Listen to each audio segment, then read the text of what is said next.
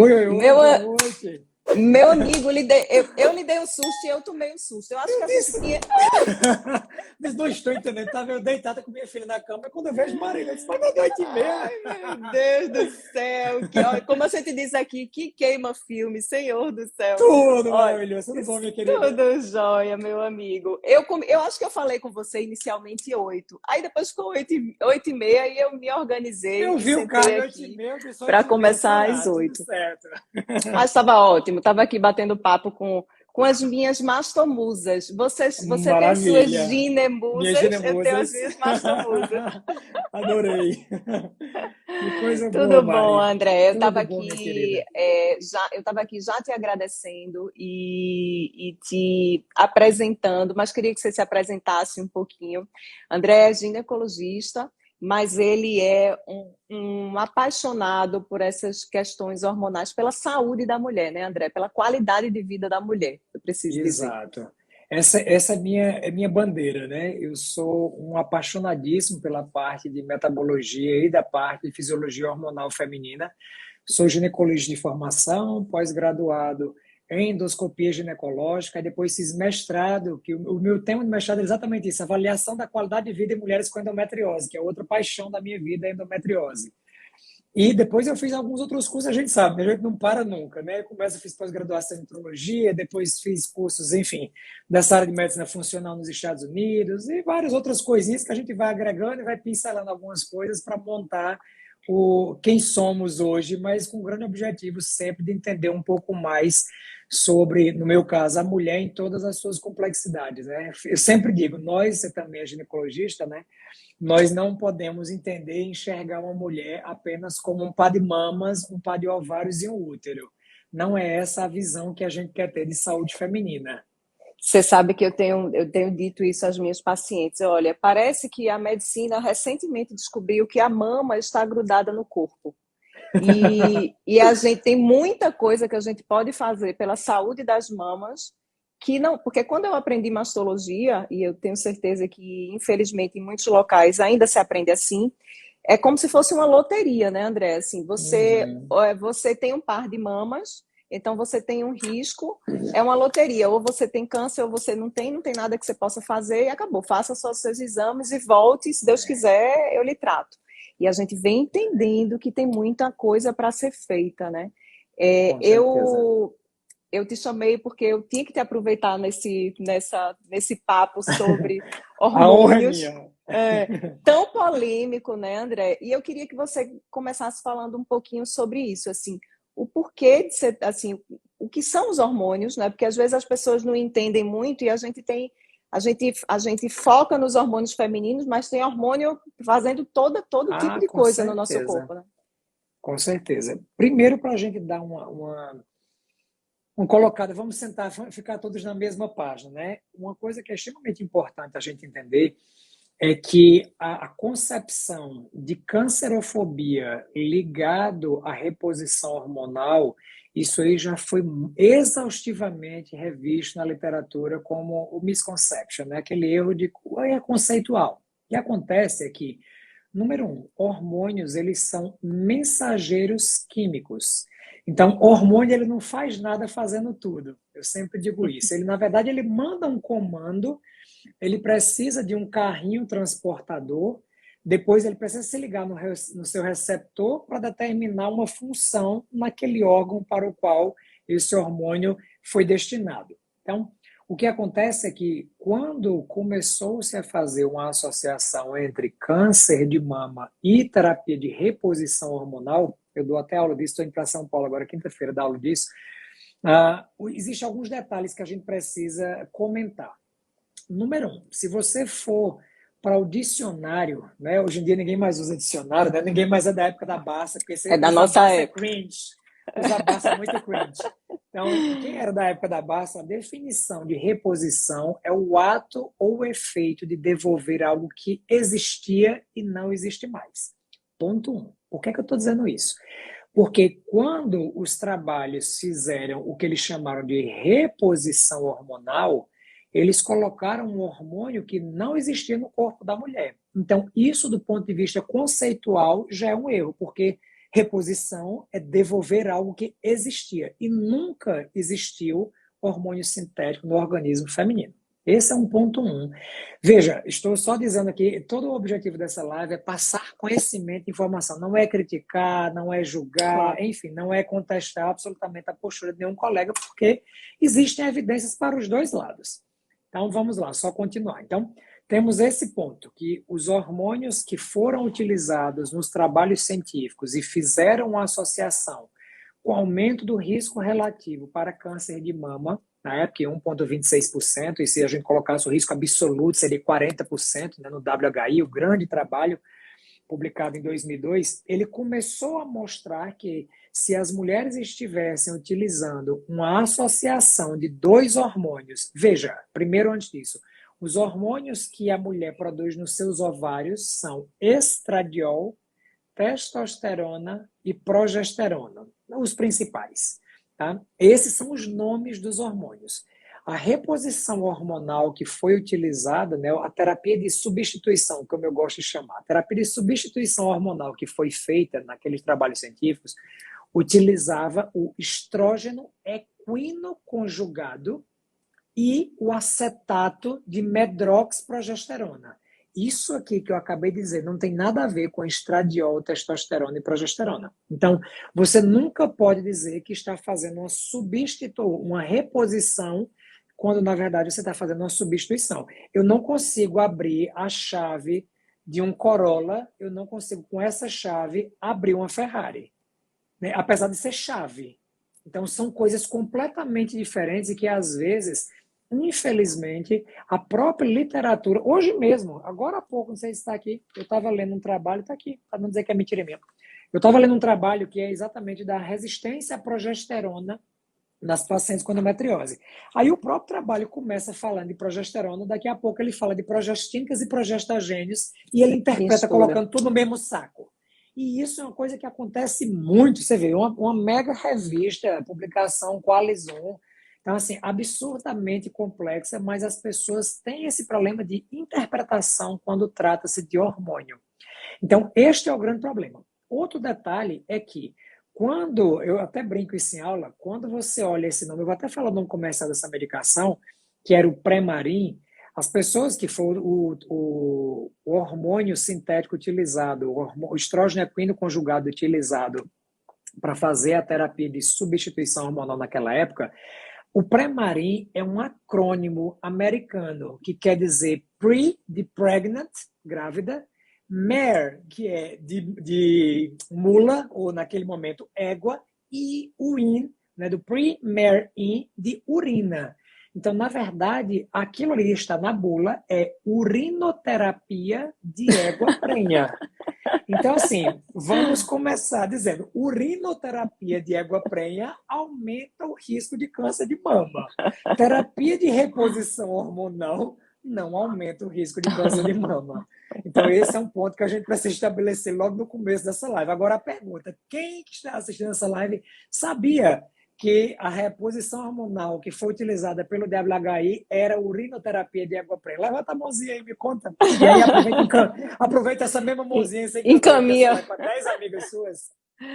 É curioso isso, né? Existe uma tendência a se colocar tudo no mesmo saco, né, André? E aí você já introduziu, já explicou um pouquinho a diferença do hormônio que a gente costuma chamar de bioidêntico, se chama nos Estados Unidos também, né? Desse hormônio sintético, né? Que você explicou aí que veio da urinoterapia, né? Da égua. Eles são diferentes, são coisas totalmente diferentes, não é isso? Exato. Porque o que acontece é assim, ó, a gente, aqui no Brasil, até pelo Conselho Federal de Medicina, a gente não pode chamar de bioidêntico, porque isso é uma nomenclatura americana. Então, aqui a gente chama assim, ó, de hormônios que apresentam estrutura molecular semelhante ao do hormônio natural.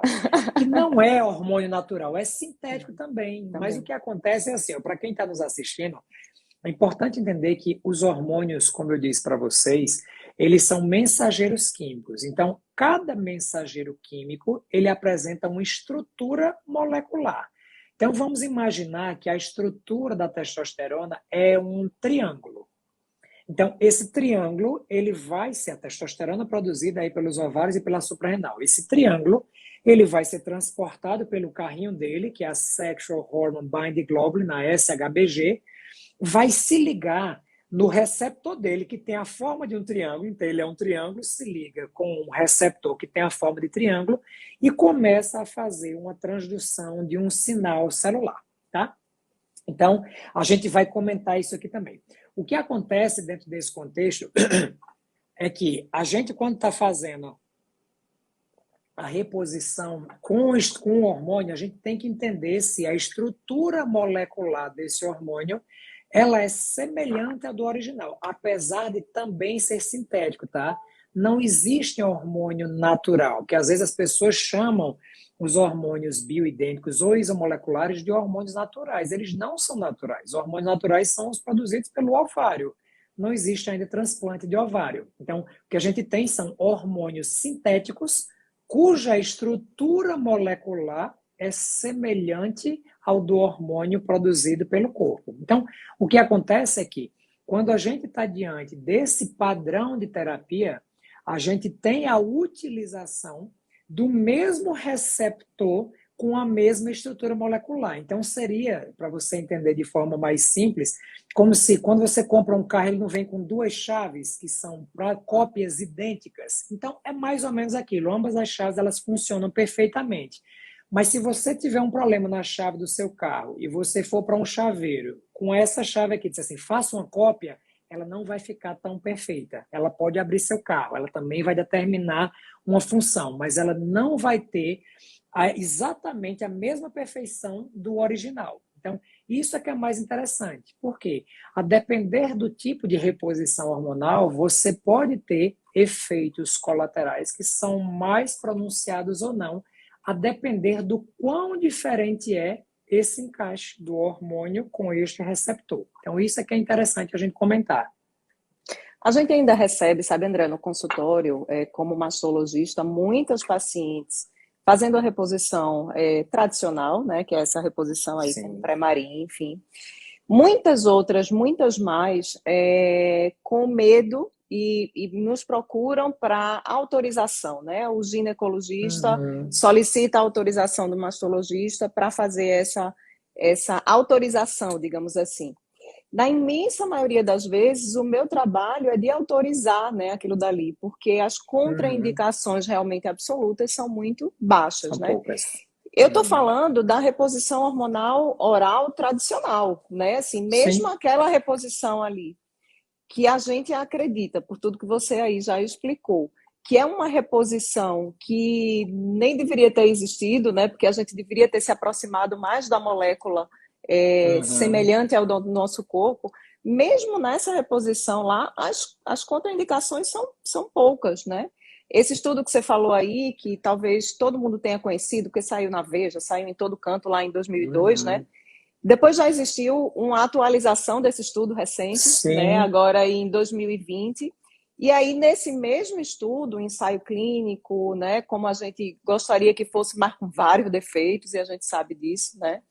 Mas mesmo aquele estudo ali que serviu para atrapalhar, para assustar muita gente, hoje, nesse acompanhamento, depois de 20 anos, aquelas mulheres que fizeram uso do estrogênio isolado ali, elas tiveram uma redução da incidência do câncer de mama, uma diminuição da mortalidade do câncer de mama. As que usaram combinado com o progestágeno lá, que parece ser o maior problema dentro dessa reposição tradicional, essas que tiveram uma incidência maior de câncer de mama, mesmo assim não existiu diferença na mortalidade. Então, se a gente pensar naquela situação ali, olha, na reposição tradicional que muitas mulheres recebem, mesmo ali não existe essa necessidade do pânico inteiro que se criou, né? Porque às vezes a gente lê os artigos científicos e a gente entende muito pouco de estatística. Então é muito engraçado. Se a gente for avaliar o seguinte, de termos numéricos, esse aumento do risco que foi visto lá em 2002, até a colega acabou de comentar, a doutora Andressa Teixeira, comentou que você acabou de comentar desse follow-up, que realmente o que foi mostrado, isso foi mostrado por vários trabalhos, pelo Fournier, Fournier tem um grupo acompanhando 50 mil mulheres, ele publicou em 2008. Depois, esse mesmo grupo, 5 anos depois, com 80 mil mulheres, mostrou que o que está associado é o componente progestínico. Isso também, na Cancer Research, agora em 2014, saiu que o risco relativo aumenta conforme o tipo de progestagem na pílula. Se é levonorgestrel, se é o acetato de dietonodestral, enfim, todos eles com risco relativo aumentado, tanto para câncer invasivo, receptor hormonal positivo, quanto para todos os casos, mesmo sem receptor hormonal, existe um aumento também. Mas, como eu ia comentando, em relação à parte numérica, então, naquela reposição, mesmo com estrógeno equino conjugado, e um detalhe ainda, Mari, antes disso, eles conseguiram fazer um mapeamento de quais os hormônios presentes nos estrógenos equinos conjugados e compararam isso com os estrogênios que a mulher produz, justamente com os metabólitos da estrona, 2-hidrox, 4-hidrox, 6-hidrox, 3,4-quinonas, enfim, todos eles. E só existe semelhança estrutural em 2 dos 17 mapeados. Então, 15 hormônios presentes no estrógeno equino conjugado, não existe receptor na raça humana.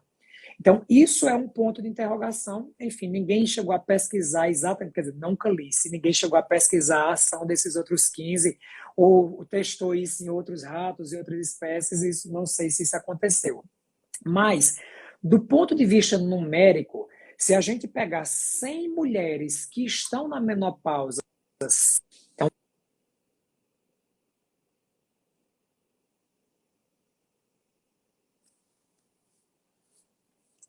Eu acho que ficou. Voltou. alguém me ligou. Ah. Tinha alguém me ligando, aí o fone conecta. Joia. Então, de cada 100 mulheres que estão na menopausa sem fazer reposição hormonal, 2 terão câncer de mama.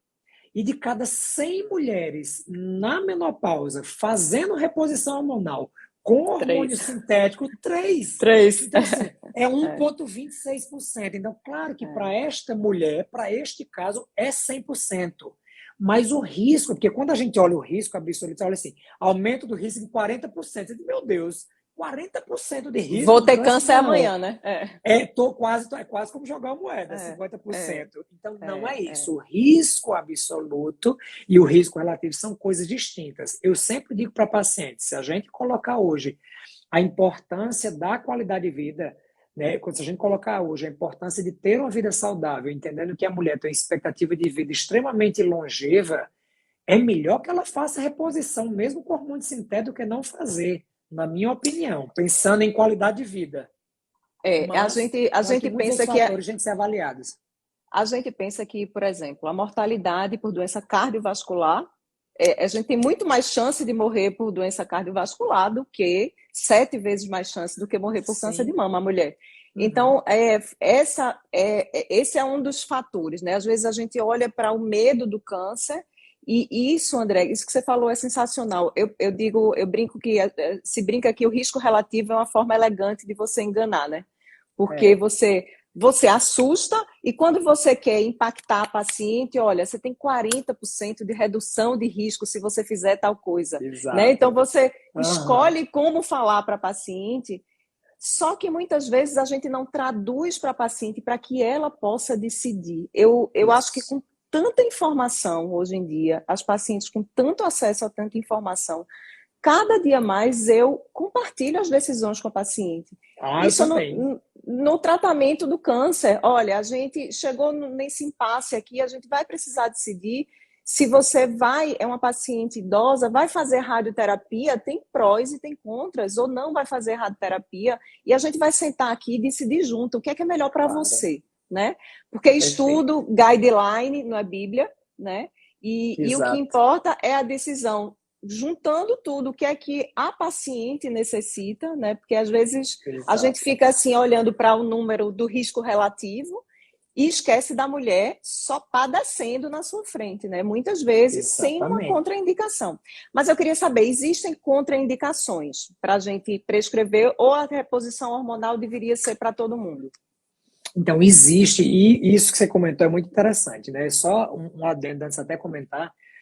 É extremamente importante e eu acho que, à luz do conhecimento atual e da divulgação de informação e do acesso à informação que as mulheres estão tendo e da vontade delas em fazerem parte, né, da escolha do tratamento, eu acho que não existe como um médico não deixar a paciente protagonizar seu tratamento através de informação. Obviamente que eu não posso chegar para a paciente e dizer assim: a senhora quer usar testosterona?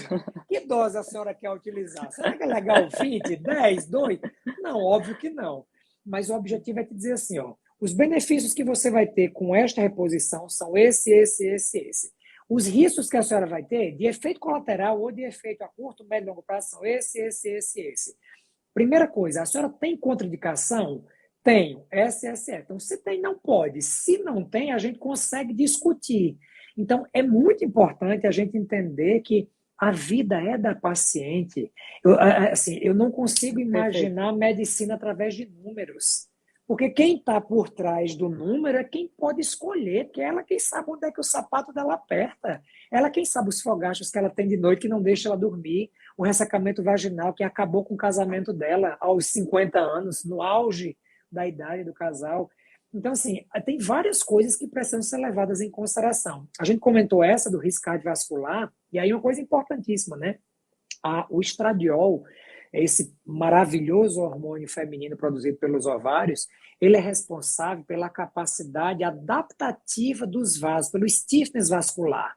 Então, a capacidade que o organismo da mulher tem de quando leva um susto, hey, e você não virar hipertensa, é que o seu vaso, quando começa esse efeito cronotrópico e inotrópico cardíaco, aumentando a frequência, e você aumenta a onda vascular para que isso não bata no vaso e você vire hipertenso, o vaso faz, opa, o estradiol estimula o óxido nítrico para fazer o stiffness vascular. E é exatamente esse efeito que é perdido na pós-menopausa sem reposição hormonal.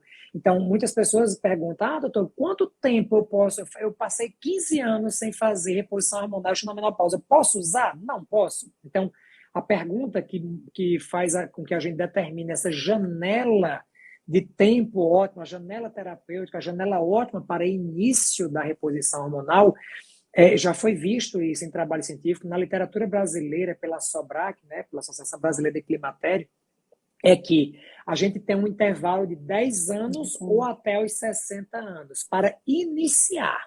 O tempo para encerrar, que até o consenso de 2004 era de 5 anos, a gente Hoje não não tem existe, mais né? essa obrigatoriedade, enquanto os riscos continuarem sendo inferiores aos benefícios. Porque uma coisa também importante, eu digo a toda paciente minha, não é porque hoje, quando eu lhe avaliei nesta consulta, neste momento, a senhora tem indicação de fazer reposição hormonal, que isso necessariamente vai ser daqui a 2, 3, 4 anos. Se a senhora ganhar 30 quilos, se a senhora virar totalmente sedentária, se a senhora tiver resistência insulínica, se a senhora for piorando, eu tenho que ver. Então, tem várias coisas que podem surgir nesse intervalo que podem me fazer suspender por uma coisa ou outra, seja porque uma contraindicação nova surgiu, porque um diagnóstico novo foi feito. Então, a gente precisa seguir o tempo inteiro com reavaliação. Que eu sempre digo à minha paciente, terapia de reposição hormonal é um casamento. Minhas pacientes climatéricas e menopausadas se casam no meu consultório comigo. Nós temos um compromisso de exame clínico das mamas semestral, exame laboratorial anual e exame de imagem também anual, a depender do caso da paciente, mas é um casamento. Porque o que acontece é que a paciente fica tão bem que ela esquece de voltar. Ela estava muito mal, com ressecamento vaginal, sem dormir, com insônia, irritada, sem libido. A gente repõe, meu amigo, mas, doutor, estou no céu, não quero nunca mais passar por ele. Eu digo, epa, não é assim. Então, Ô, isso que é André, muito importante.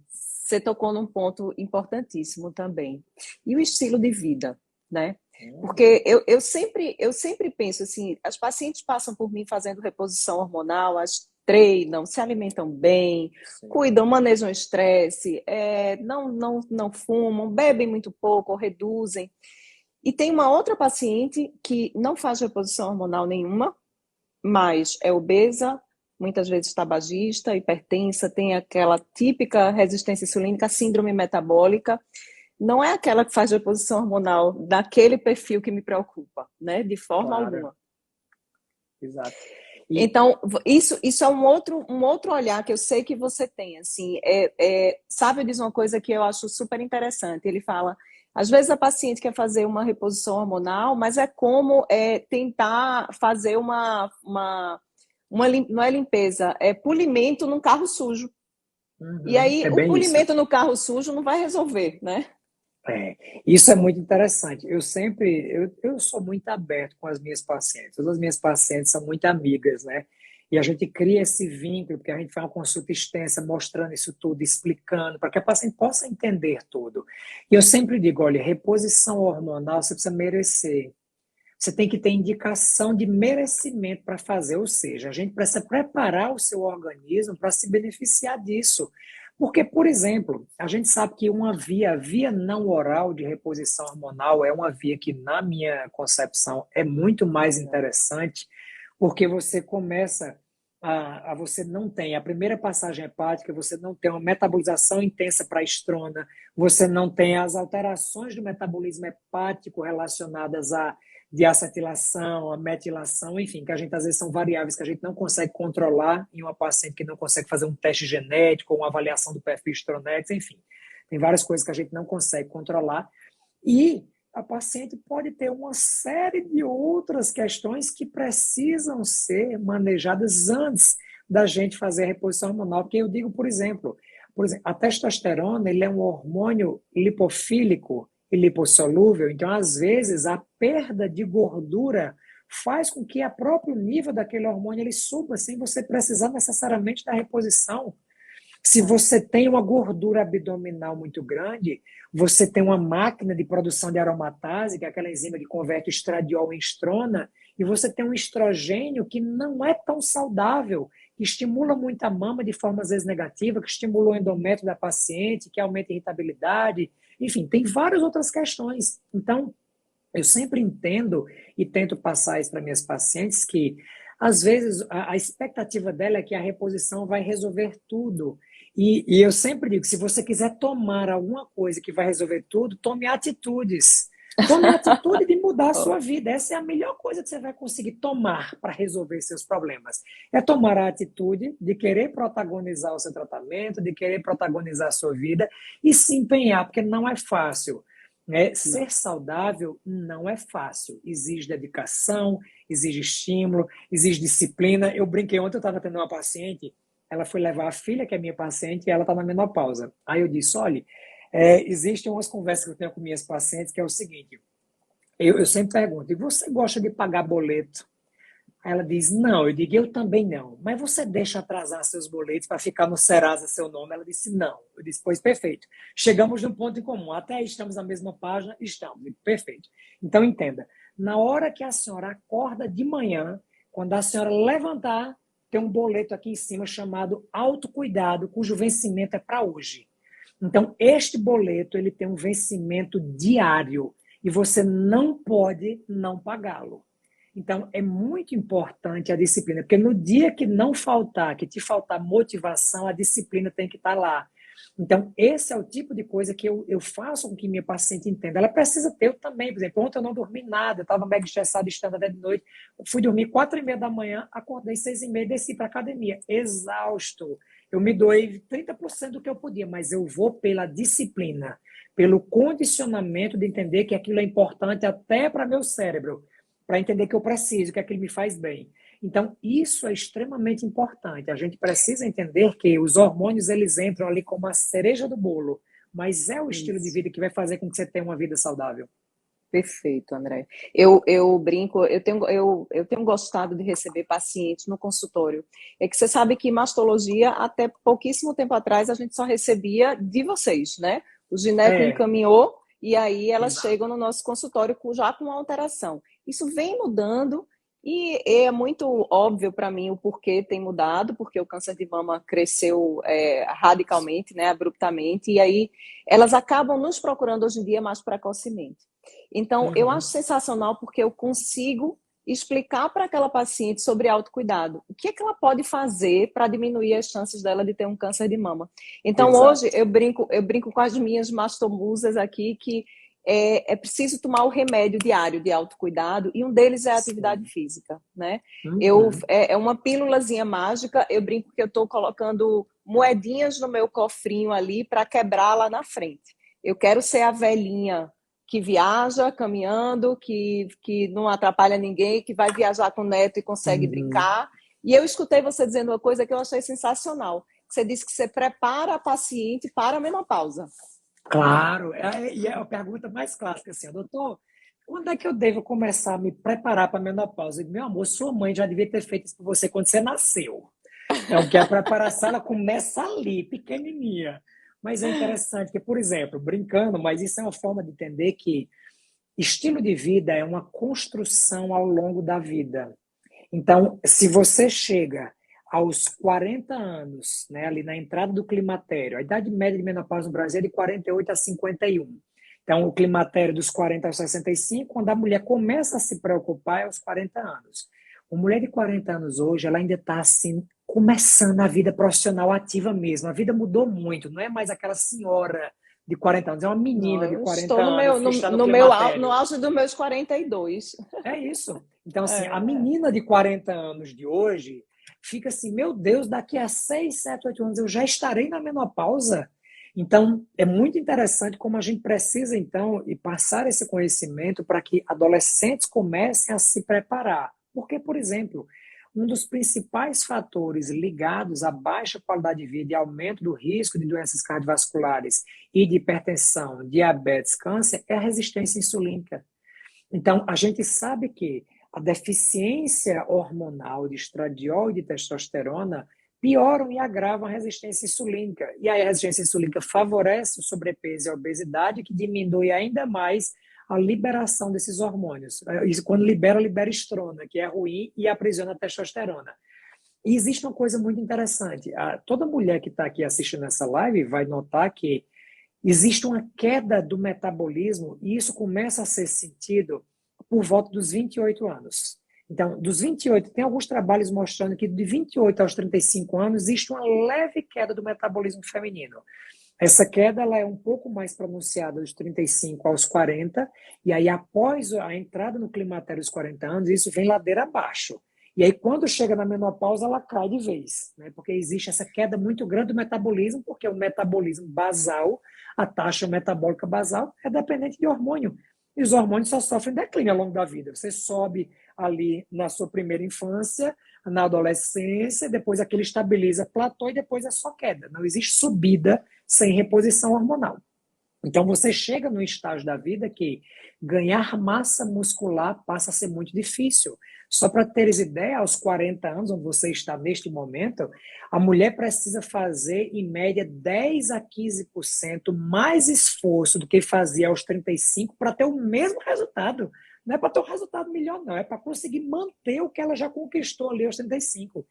Então, o que a gente precisa entender é que construir um estilo de vida saudável precisa começar lá quando a menina novinha. Então, estimular a atividade física. Bruninha Pitaluga, minha irmã. Então, estimular a atividade física desde cedo é importantíssima. E outra, construir massa muscular. Né? Isso é importantíssimo, porque resistência insulínica ela é agravada pela sarcopenia.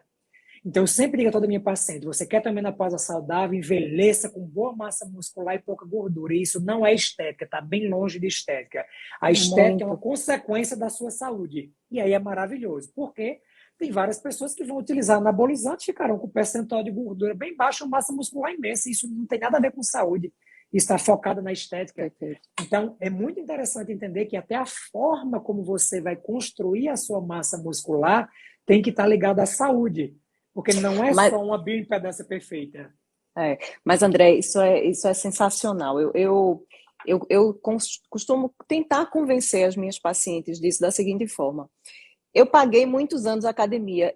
André é um especialista, um expert em síndrome de ovário policístico, viu, minha gente? A gente não está conversando Ajuda sobre muito. isso, mas depois em outra live você vai falar.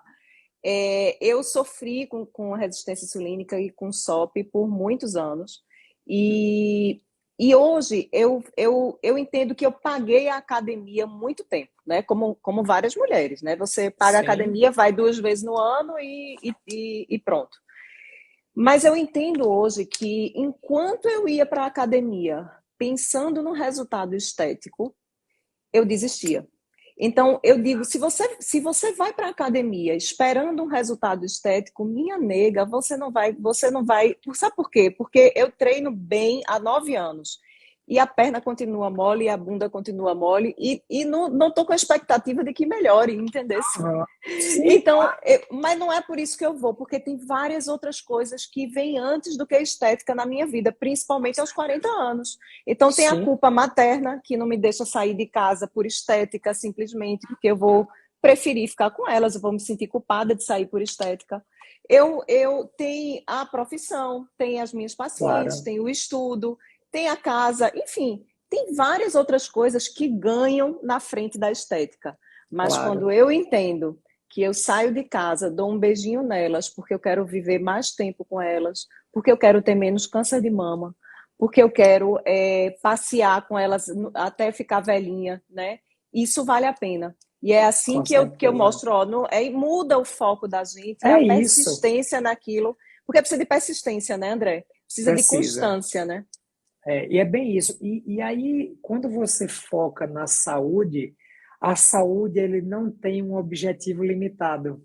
Então, isso é muito bom, porque assim, ó, quando você quer um corpo de alguém, aquele corpo de alguém depende de uma série de fatores, não é só de malhar, não é só de anabolismo. Eu até brinco assim, ó, se ter o corpo perfeito, perfeito depende, né? Porque para mim um corpo perfeito é um corpo saudável. Para mim não existe padrão de corpo Perfeito. perfeito. O corpo perfeito é aquele que abriga um cérebro inteligente. Esse é o meu grande objetivo, É porque eu verdade. trabalho com este cérebro. Eu malho meu cérebro diariamente. Para mim é o órgão Quer me mais elogiar? Elogie hipertrofiado. minha inteligência, né, André? Por favor, esse é o meu maior elogio. Elogiar meu cérebro, meu giro Isso. do símbolo hipertrofiado. É a maior curva que eu quero Perfeito. ter no meu organismo. Então, Perfeito. isso é muito interessante, porque se você foca em um objetivo estético, isso te gera um cansaço muito grande de não conseguir Frustração. aquele seu objetivo. Porque assim, ó, você olha para a vizinha do lado e a genética dela é aquela endomorfa ou é a mesomorfa, ela vai conseguir resultados assim, ela vai ficar com a coxa grossa em 3 meses. Você continua cambita. Não adianta, porque o seu perfil é outro, sua genética é outra, seu tipo de fibra muscular é branca, dela é vermelha. Isso muda completamente. Então, é extremamente importante que assim, eu sempre digo a paciente, número um, nunca compare os seus resultados com o de ninguém. Seja melhor do que você mesma ontem. Só isso, só basta isso. Perfeito. Você não precisa ser melhor do que ninguém, mas é extremamente importante a construção de massa muscular, a construção de hábitos saudáveis, a construção de um estilo de vida voltado para a saúde. E aí, E dentro aí desse contexto, não tem Mari, nenhum hormônio que possa fazer isso por você, né, André? tem Se você não não, fizer a tem sua não. parte, né? Porque às vezes as pessoas olham, mas aquela dali deve usar alguma Deve coisa, usar né? tudo. Eu disse, se As usar pessoas, eu acho anabolizante que as antes de eu pessoas têm tornar-se uma pessoa certeza. fisiculturista, né? Era só fazer É, injeção e não ia para academia que você virava fisiculturista. Cara, não existe isso, né? exatamente, exatamente. As pessoas têm certeza absoluta, eu acho. Eu tenho facilidade de ganhar massa muscular, mas o meu sofrimento é manter a gordura baixa. Então, esse é o meu sofrimento. Às vezes não é o sofrimento da outra mulher, né? Sim, Porque as exato. pessoas são diferentes. E aí, eu larguei o anticoncepcional oral há 8 anos, 9 anos, e não faço nenhum uso de nenhuma medicação hormonal, porque por enquanto eu não preciso fazer. Estou muito Sim, bem obrigada nos 42, mas se aos 45 eu entrar na menopausa, ainda assim, no auge, é isso que mudou muito, né, na mulher de hoje, né, André? Às vezes a gente quer transportar a mulher de antigamente para hoje e são duas mulheres completamente diferentes, né? com Às vezes, certeza. se eu entrar na menopausa, me corrija se eu estiver errada, já não é uma menopausa precoce, Não, né? Já agora não, é só estou antes dos 40, né? só antes O dos 40. conceito de precoces é estatisticamente antes dos 40 anos de idade, já seria dentro do aceitável. Vou falar em Savarina prematura. Exato. Então, é outra mulher, né, que você lida hoje em dia Com e que certeza. muitas vezes é muito beneficiada, né, pelo estilo de vida como um todo, né, e pela reposição hormonal. Sim, É algo. Eu quis muito trazer isso aqui porque eu sei o quanto E eu entendo, né, assim, as pacientes, normalmente as minhas pacientes, as pacientes do meu consultório, elas estão ali por uma dor, né? Seja a dor de achar que vão desenvolver o câncer porque tiveram um parente com câncer, seja a dor de ter tido um câncer de mama. Existem algumas medidas, André, que você orienta que não são hormonais para as pacientes menopausadas, assim. O que é que as pacientes que tratam um câncer de mama, e está aí uma contraindicação absoluta, elas não podem Sim. fazer a reposição hormonal, né? Uhum. Talvez a gente vá, no futuro, rever quem são as pacientes que realmente não podem fazer. Já tem E alguns as trabalhos questionando um tem. pouco isso, mas não vamos entrar nessa série Não, hoje, não não. vamos entrar. Pelo amor de Deus, não me bota nessa hoje. Tem sim. Mas o que é que a gente podia orientar essas pacientes o que é que elas podem fazer além da reposição hormonal? Existe algo que ajude, enfim? Isso é bem interessante, Mari, porque a gente, aquela mesma história. Primeiro, toda essa parte que a gente comentou em relação a estilo de vida, isso é extremamente importante e é válido tanto para as mulheres que vão utilizar, que não vão utilizar, que tem indicação, que tem alguma contraindicação. Só um detalhe antes de responder sua pergunta. Você me perguntou quais são as contraindicações absolutas para câncer de mama. E aí eu terminei não falando naquele momento, até aproveitei e abri aqui para eu não esquecer nenhuma. No último consenso da SOBRAC, as contraindicações, e aí vocês, mulheres que estão aqui assistindo, várias perguntaram algumas coisas. As contraindicações absolutas para a reposição são doença hepática descompensada, isso é nível D, câncer de mama, Mara acabou de falar, nível B de evidência, câncer de endométrio, nível B, lesão precursora para câncer de mama, nível D de evidência, e BIRD3 que perguntaram aí, não é contraindicação e Não. não é lesão precursora para câncer de mama, porfiria, nível D de evidência, sangramento vaginal de causa desconhecida, até você identificar o que é, se for um pólipo, se for um mioma, se for um espessamento endometrial, você vai ajustar, tratar e pode fazer. Doença coronariana e cerebrovascular, doença tromboembólica para a via oral. A via transdérmica não é, por Não exemplo, tem. contraindicação para reposição, para quem teve história de tromboembolismo venoso, lúpus eritematoso sistêmico e meningioma. Só essas. Mãe com câncer de mama, não é contraindicação absoluta. Irmã com câncer de mama, não é contraindicação. A vizinha diz que eu não posso, não é contraindicação absoluta. Então, tem várias coisas, vários mitos que são colocados como contraindicações absolutas, gerando medo desnecessário e cerceando várias mulheres do direito de ter qualidade de vida na menopausa. Então, isso é extremamente importante. A gente precisa avaliar e tem que deixar a paciente escolher. Meu amor, você pode não ter nenhuma contraindicação e dizer assim, não Eu quero, não e está quero. tudo ótimo, e está Exato, perfeito. Faça outras exato. medidas, seja mais saudável. Já foi provado que o alcoolismo, que o que acontece? O risco de câncer de mama ele está muito ligado a 4-hidroxistrona e 16-hidroxistrona para os profissionais da saúde que estão aqui assistindo. Bruninha até comentando aqui. Pensei, Bruninho colocou aqui. Vamos Combinar que o combinar. nível D é muito baixo. Eu pensei, Bruno, tu estava dizendo que vitamina D baixa está associado com isso e câncer de mama está. Eu até li aqui, a gente fala tanto disso. Mas isso é extremamente importante a gente lembrar que, por exemplo, o alcoolismo ele aumenta muito o risco de câncer de mama. Por quê? Você sabia, tem um trabalho, acho que foi a Pamela Smith, que publicou ou comentou numa aula recentemente esse trabalho, que na hora que a gente tem, como eu já comentei agora, o risco aumentado para câncer de mama está ligado não ao estradiol, mas a 4-hidroxistrona, 16-hidroxistrona e mais especialmente a 3,4-quinonas, que é um metabólito da 4-hidroxistrona. Então, esse monte de hormônio com esse nome esquisito, isso é a partir da metabolização no fígado do estradiol. O estradiol, quando ele passa pelo fígado, ele sofre o que a gente chama de reações de detoxificação da fase 1, que são dependentes de um complexo enzimático do citocromo P450. E aí, olha o detalhe para os profissionais da saúde que estão aqui nos assistindo. Quando você tem a ingesta de mais de 50 gramas de álcool por semana, você já altera a capacidade de detoxificação das enzimas do citocromo P450 da fase 1. Então, não vi nenhuma garrafa de uísque ou de cerveja ou de vinho. Este medicamento é contraindicado, pois aumenta o risco de câncer de mama. Nunca li, mas aumenta. Então, Aumenta. uma das coisas.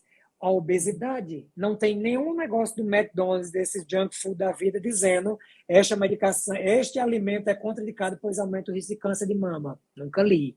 Então, assim, as pessoas tendem a colocar tabagismo, noites mal dormidas, privação de sono, estresse.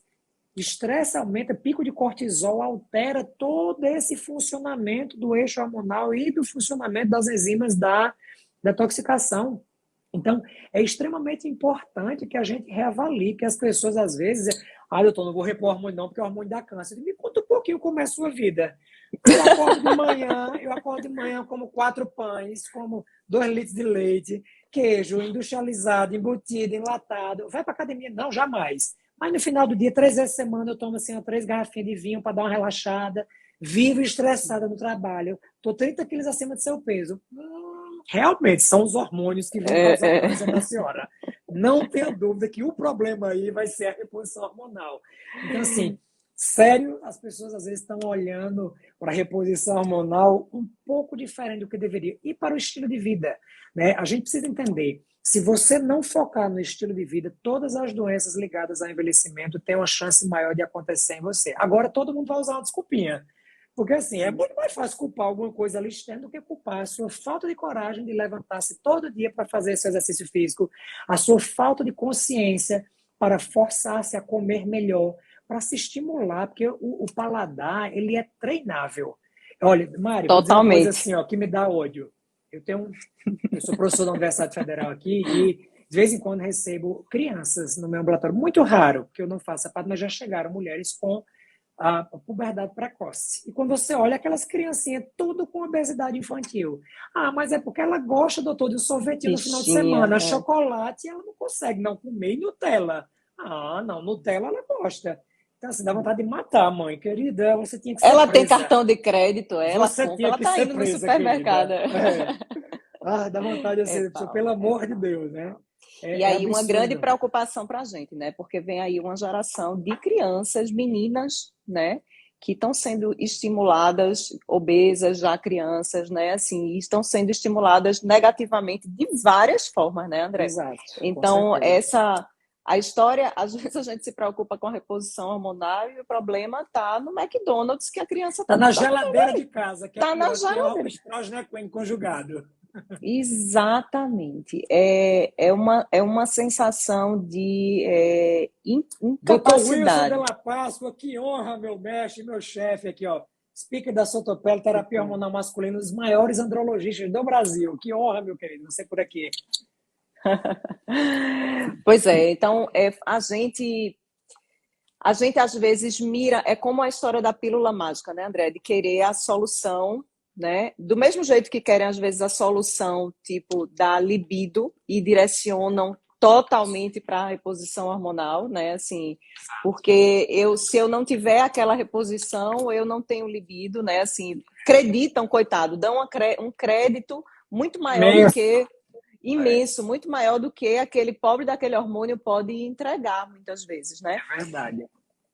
A gente queria que você falasse um pouquinho sobre essa reposição com testosterona, né? Às vezes a gente escuta, a gente fala muito dos hormônios femininos, né? E é isso, a paciente muitas vezes acredita toda a libido, toda a vida sexual dela num valor da testosterona, né? É isso, o Bruninho, só falando aqui, o professor Thomas Song, da USP, fez um trabalho com a origem intrauterina da mama. Amigo, não liga, que me legal. manda esse trabalho. Me manda esse trabalho aí. Eu já quero também, viu? Peraí, rapidão. Muito bem-vindo. Deixa eu só dar um beijo ali na minha esposa, que ela tá viajando daqui a pouquinho. Me volta em 2 segundos, rapidinho. Vontade. 1 segundo. Volto já, não sai daqui.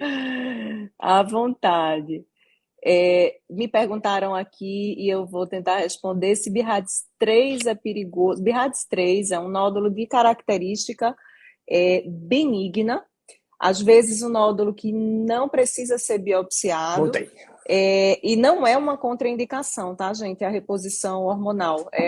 André pincelou isso daí, é bem frequente no consultório, as pacientes virem com fibroadenomas e a ginecologista já ter falado que ela não vai usar de jeito nenhum, porque ela tem fibroadenoma, não é uma contraindicação, de forma alguma. Sim. Você estava me perguntando alguma coisa, eu me desconcentrei. Minha esposa está viajando agora para São Paulo. Essa vida é assim, ela vai fazer Oh, um curso meu esse final de Deus. semana, a minha filha já está ali. Papai, vem brincar comigo. Digo, papai, vai já. Só um pouquinho, papai já vai. Já a gente deixa você ir brincar com a sua filhota. Você me perguntou o quê que eu já esqueci. Eu ia saindo, você pediu alguma coisa ali, eu já Ah, esqueci. da testosterona, Ah, tá, perfeito. certo? Isso, eu tenho uma live belíssima. Vou até convidar os colegas e as mulheres que estão aqui assistindo. Tem meu canal do YouTube, chama Canal Doutor André Vinícius. Tem várias lives, live com Bruninha, live com o Dr. Wilson, Sensacional. enfim. Essa live aqui, o pessoal, eu já vi que o pessoal aqui da minha equipe de marketing está aqui, eu já vi que Manu estava aqui, Mi estava aqui, todo mundo estava aqui. Você já pega essa live Muita no gente perfil dela, que ela vai querida. deixar salvo e coloca lá também no canal do YouTube. Então, lá eu comento muito sobre isso, porque assim, ó, é uma coisa interessante. Libido feminina, ela é um mundo, né? Então, às vezes, a paciente tem essa história de acreditar a parte hormonal. A parte hormonal equivale em torno de 20% da libido feminina.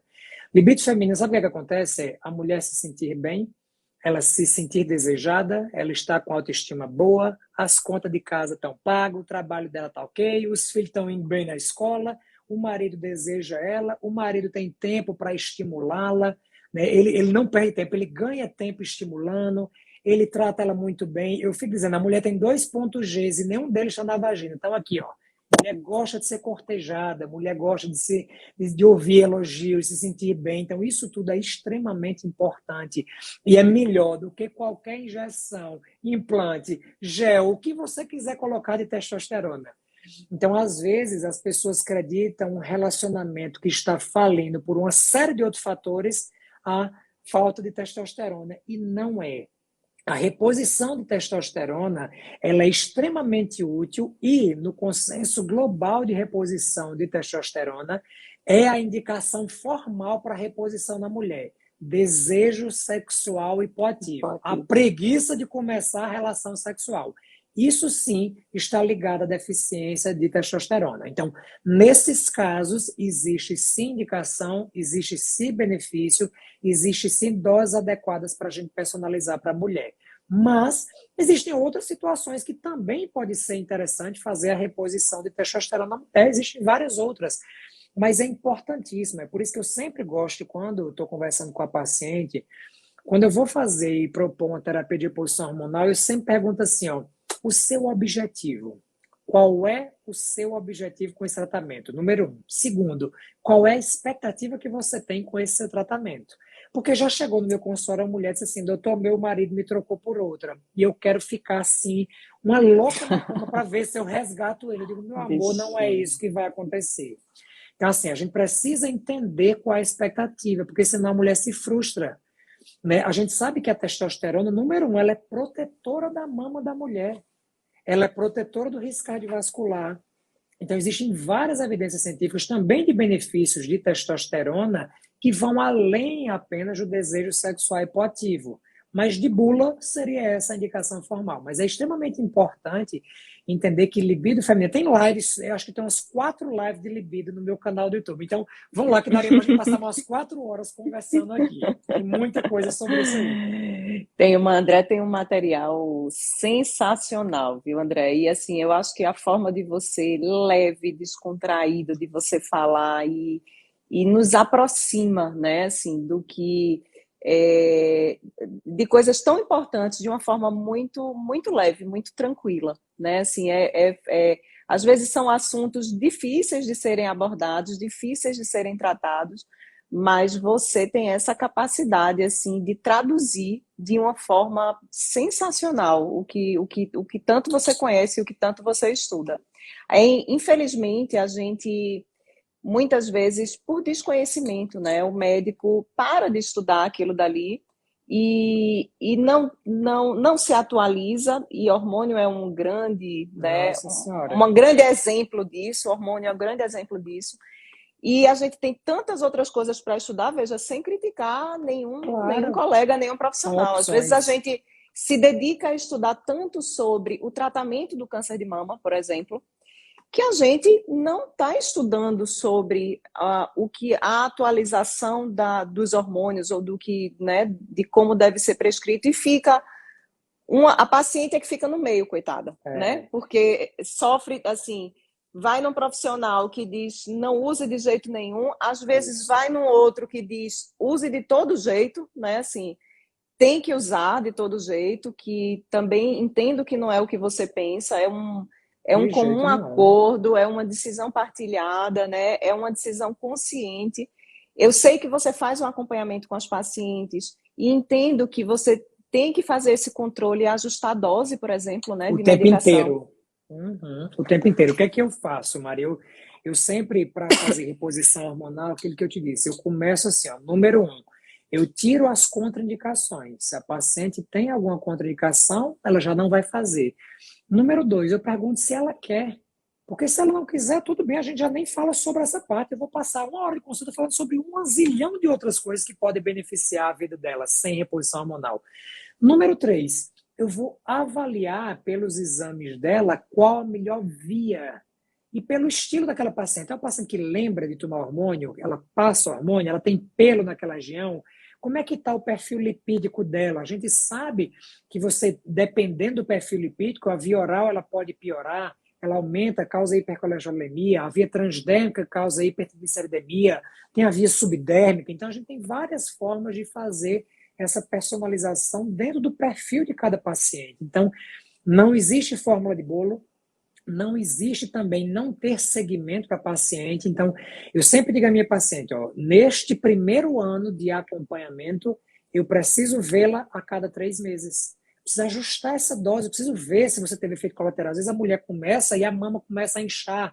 Pode acontecer. Imagina, você está há Uhum. 6 anos sem fazer reposição hormonal, é uma flor que não viu uma gota de água há 6 anos. Quando você coloca ali, minha amiga, ela absorve tudo. O tecido mamário, ele ama estrogênio. E ele cresce na presença do estrogênio, incha, aumenta de volume. Então tem que ver, que a paciente inchou, dizer câncer. Bem que aquele outro médico disse que não era para usar porque eu ia ter câncer. Então, assim, é muito importante, é uma educação continuada no primeiro ano. Depois que a paciente está bem, depois que a gente já viu, já refez os exames com 1 ano, está ótimo, aí eu vou espaçando nesse segmento. Tem paciente que eu espaço mais curto, porque eu sei que se eu deixar ela vai engordar, ela vai relaxar, ela vai mudar. Então, é muito interessante esse entendimento. E a paciente gosta muito, né? É muito bom se sentir cuidada, se sentir Uma que alguém coisa, se uma importa com isso aí. É verdade, isso é essencial. Uma coisa interessante aqui para a gente abordar é que o acompanhamento das pacientes que fazem reposição hormonal, ele não precisa ser diferente das pacientes que não fazem. O segmento Sim. é o rastreamento para o câncer, tá? Então, às vezes, Uhum. a paciente começa a fazer a reposição hormonal e se exagera na quantidade de exames, porque ela está fazendo reposição hormonal, mas ela não se torna uma paciente de alto risco pela reposição hormonal. De jeito Então, nenhum. não existe necessidade. Uma pessoa fez uma pergunta aqui que eu preciso responder já para a gente encerrar, André, para você ficar com a sua baby. Ela já fez assim, papai, eu digo, papai faz já. As minhas filhas disseram essa semana assim, mamãe, ainda é outubro, né? Eu odeio outubro. Ai, tadinhas. Ah, bichinha. Não, e a minha que Elas vão acabou de sair, crescer. né? Você já vê Não, ali eu a vou, coisa. vou lhe liberar em 5 minutos, prometo. Uma pessoa perguntou aqui, microcalcificações agrupadas puntiformes é contraindicado? Rosemary, meu amor, qualquer lesão na mama que precise de investigação, a gente precisa investigar antes de indicar qualquer reposição hormonal, tá certo? Então, a microcalcificação agrupada puntiforme é um caso de algo microscópico que a gente precisa esclarecer e precisa investigar. Então, até ser investigado, porque a maior chance é que seja benigno, até ser investigado, a gente não prescreve nada, Posterga. posterga, né, e conversa com seu médico, enfim. Então, qualquer lesão na mama que precise de investigação, a gente adia um pouquinho mais. André, queria que você desse suas Ah, palavras finais para a gente foi poder liberar maravilhoso, você. Mari. Foi maravilhoso. Queria agradecer a todos os colegas, todas as mulheres, enfim, todos vocês que estiveram aqui com a gente. A gente sabe que esse é um horário nobre, 300 pessoas. É... Teve hora que O Jornal passamos de Nacional, né? 300 pessoas, Jornal Nacional, novela, as lives dos popstars aqui da internet. Mas é sempre muito bom falar sobre esse tema. Isso que você falou, assim, eu tento realmente tentar sempre deixar com que a paciente consiga entender todo o métier da coisa inteira, porque se ela conhece, eu sempre digo assim, eu termino a minha aula de reposição hormonal dizendo assim, knowledge is disturbing. O conhecimento ele é perturbador. Então, é muito bom quando a paciente também tem o conhecimento, para que ela possa saber o que é importante para ela e possa fazer parte, protagonizar e escolher o seu tratamento. Então, isso é muito, muito importante. Bruninha, obrigado, minha irmã, por estar aqui sempre. Eu também estou sempre acompanhando tudo que você faz. Então, é muito bom a gente fazer isso. Eu quero te parabenizar por essa iniciativa.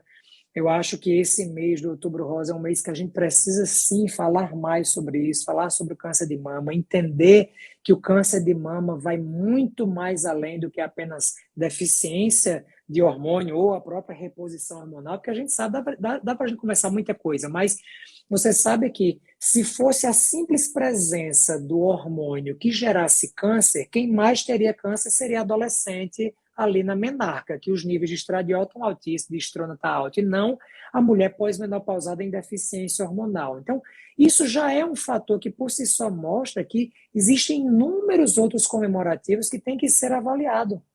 Isso é extremamente importante, né, Mari? Que as pessoas têm É um um olhar muito assim, assunto, limitado. é um assunto super complexo, cheio de nuances, e é como você falou assim desde o começo da live, tem estudo para um lado e para o outro, né? Claro.